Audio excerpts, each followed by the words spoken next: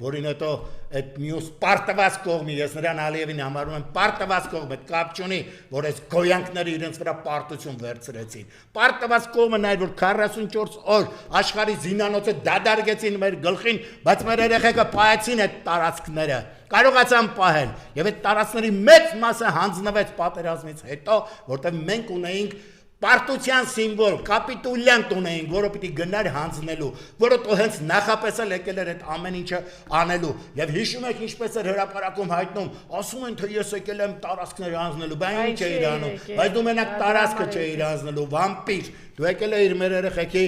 արյունը խմելու եւ դա քեզ չի ներվելու։ Դες քեզ չի ներվելու եւ էլի եմ ասում, մարդու երևակայությունը չի կարող պատկերացնել այն պատիժը, իրական, արդար պատիժը, որին արժանի եք դուք։ Շնորհակալություն։